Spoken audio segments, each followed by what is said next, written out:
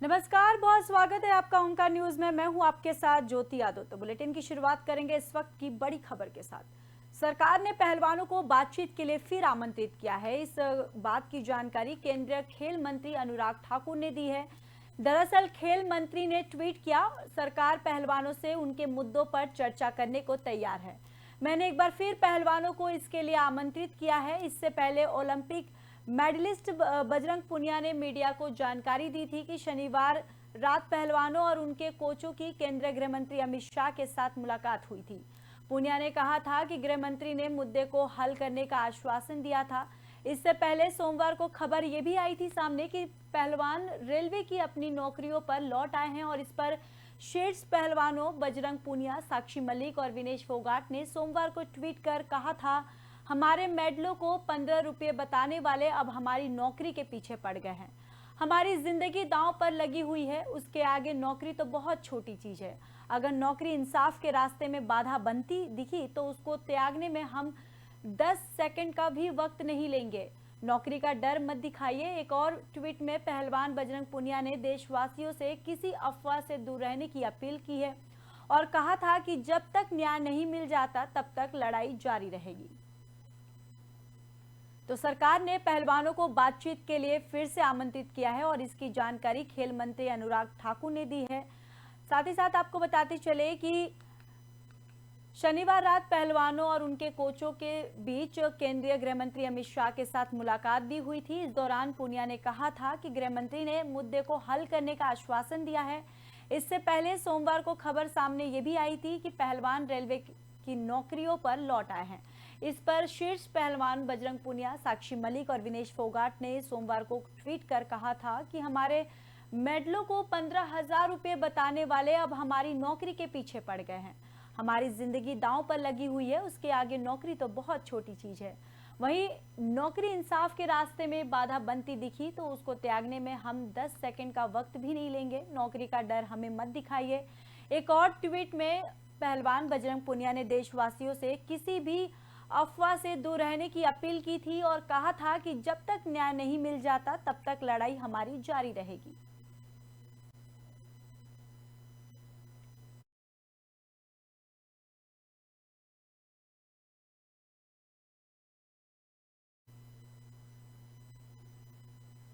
तो चलिए बढ़ते हैं अगली खबर की ओर। उपराष्ट्रपति जगदीप धनखड़ ने मंगलवार को कांग्रेस नेता राहुल गांधी के अमेरिका में दिए गए बयान पर निशाना साधा है।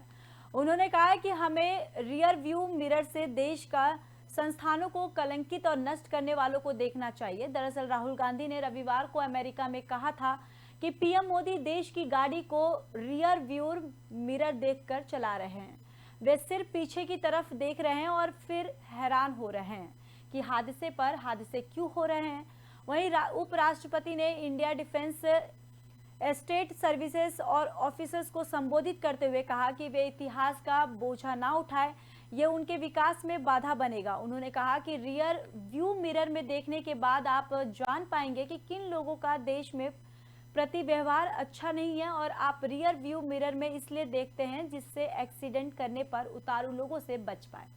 धनखड़ ने कहा कि भारत 2047 तक दुनिया का नंबर 1 देश बन जाएगा। उन्होंने कहा कि कुछ भ्रमित लोग देश की क्षमता और उपलब्धियों के बारे में कंफ्यूज रहते हैं, वे इस पर गर्व नहीं करते। देश और विदेश में बैठे कुछ लोग हमें जांचने की भी कोशिश कर रहे हैं और हम इनसे इसकी परमिशन नहीं दे सकते। उपराष्ट्रपति ने कहा कि कुछ लोगों को भारत की सफलता हजम नहीं होती क्योंकि हमारा देश शांति और स्थिरता में विश्वास रखता है। भारतीय नई स्किल्स को सीखने में अच्छे होते हैं। ये सफलता हमें सेल्फ लर्निंग और सेल्फ स्किलिंग के चलते मिली है। हमें अपनी सफलता पर गर्व करना चाहिए। तो उपराष्ट्रपति ने राहुल गांधी के बयान पर निशाना साधा। उन्होंने कहा कि कुछ लोगों को हमारी सफलता हजम नहीं हो रही है। देश के संस्थानों को कलंकित करने वाले पर भी रियर व्यू मिरर लागू होता है। साथ ही साथ आपको बताते चले कि राहुल गांधी ने दरअसल रविवार को अमेरिका में ये कहा था कि पीएम मोदी देश की गाड़ी को रियर व्यू मिरर देखकर चला रहे हैं। वे सिर्फ पीछे की तरफ देख रहे हैं और फिर हैरान हैं कि हादसे क्यों हो रहे हैं।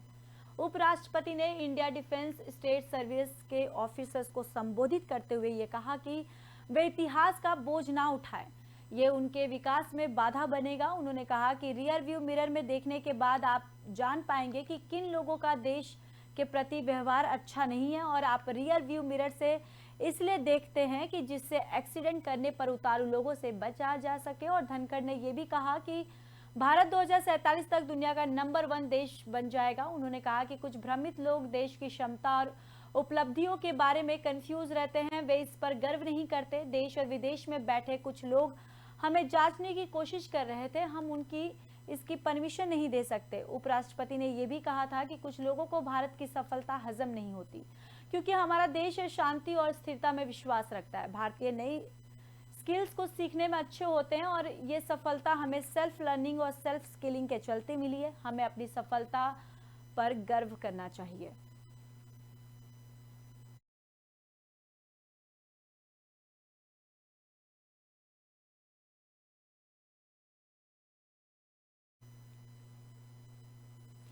राष्ट्रपति द्रौपदी मुर्मू इन दिनों सूरीनाम और सर्बिया के दौरे पर हैं। उन्होंने मंगलवार देर रात पाराम्बिरोको में भारतीय समुदाय के को संबोधित किया। साथ ही साथ राष्ट्रपति मुर्मू ने कहा कि सूरीनाम में एक मिनी भारत बसता है। उन्होंने कहा कि मुझे खुशी है कि सूरीनाम में प्रवासी भारतीय देश के आर्थिक, सामाजिक और राजनीतिक विकास में महत्वपूर्ण भूमिका निभा रहे हैं।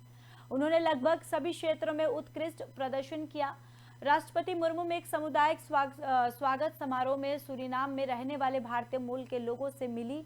इस समारोह में सूरीनाम के राष्ट्रपति चंद्रिका प्रसाद संतोखी ने भी भाग लिया। इस मौके पर यहां मौजूद लोगों को संबोधित करते हुए राष्ट्रपति द्रौपदी मुर्मू ने कहा कि हमारे लिए गर्व की बात है कि सूरीनाम में भारतीय सर्वोच्च पदों पर पहुंचे हैं। राष्ट्रपति ने यह भी कहा कि पदभार संभालने के बाद मेरी पहली राजकीय यात्रा सूरीनाम की है। सूरीनाम में भारतीयों के आगमन के 150 साल पूरे होने के जश्न का हिस्सा बनने मेरे लिए सौभाग्य की बात है। यह हमारे लिए गर्व की बात है कि भारतीय सूरीनाम में सर्वोच्च पदों पर पहुंचे हैं। भारतीयों ने आर्थिक, सामाजिक और सांस्कृतिक रूप से सूरीनाम के विकास में महत्वपूर्ण योगदान दिया है। उन्होंने आगे कहा कि भारत सरकार की नीति हमने सभी मित्र देशों के साथ स्थायी संबंध बनाने की है। इससे पहले दिन में द्रौपदी मुर्मू ने पारामार्बियो के नेफल्स ग्राच में सूरीनाम के राष्ट्रपति चंद्रिका प्रसाद संतोखी के साथ महात्मा गांधी की प्रतिमा पर पुष्पांजलि अर्पित की थी।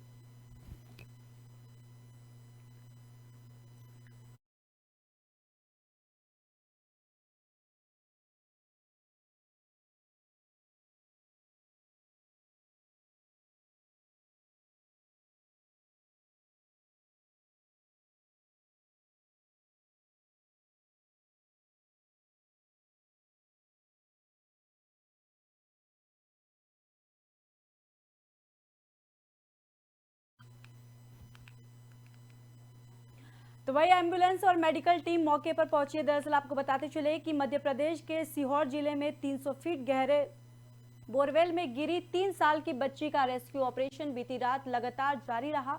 वहीं आपको बताते चले कि हादसा सीहोर मुंगली में हुआ है, जहां पर दोपहर में ये हादसा हुआ।